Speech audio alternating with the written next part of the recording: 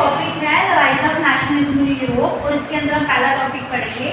जैसा कि हमने पढ़ा कि फ्रेंच रेवोल्यूशन कैसे हुआ, उसके बाद की जो स्टोरी है वो इस चैप्टर में है।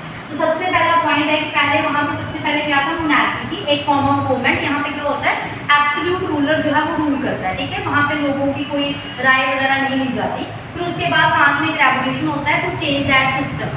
अब उस रेवोल्यूशन के बाद क्या हुआ, क्या मेजर्स लिए गए ताकि वो फ्रांस को एक कलेक्टिव नेशन, एक कलेक्टिव आइडेंटिटी दे सके।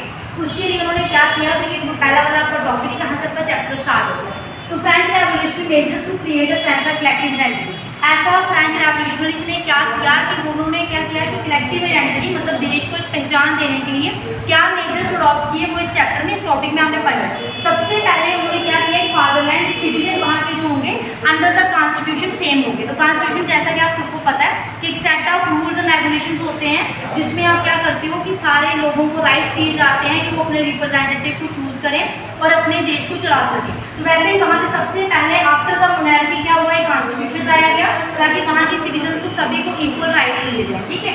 सेकंड उन्होंने क्या हुआ, ताकि उनको कलेक्टिव पहचान मिल सके कि हम एक फ्रांस देश में रहते हैं तो हमारी ये कलेक्टिव पहचान है। सेकंड उन्होंने फ्रेंच फ्लैग लाया गया। अब यहाँ पे एक सिंपल पॉइंट लिखा है, बट इसका पूरा जो कंप्लीट पॉइंट तो ये है कि वहाँ पे एक रॉयल स्टैंडर्ड फ्लैग होता था जो मोनार्की को रिप्रेजेंट करता था।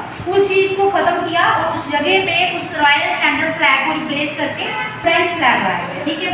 थर्ड क्या हुआ कि उन्होंने नेशनल असेंबली लाई। अब ये पॉइंट भी कंप्लीट फॉर्म में क्या जो आपकी बुक में लिखा हुआ वो ये है कि स्टेट जनरल को रिप्लेस करके नेशनल असेंबली लाएगी। अब नेशनल असेंबली क्या होती है वहाँ पे इन द फ्रांस के अकॉर्डिंग, जैसा कि आप देख रहे हो कि कॉन्स्टिट्यूशन जब लाया गया तो लोगों को राइट्स वगैरह दिए गए। तो नेशनल असेंबली में जो भी मेंबर्स थे उनको कौन इलेक्ट करता था, वहाँ के लोग, मतलब वहाँ के जो जितने भी सिटीजन थे उनको जो राइट्स प्रोवाइड किए गए तो वो उन्होंने नेशनल असेंबली को चूज किया, किसको रिप्लेस करके, स्टेट जनरल को रिप्लेस करके।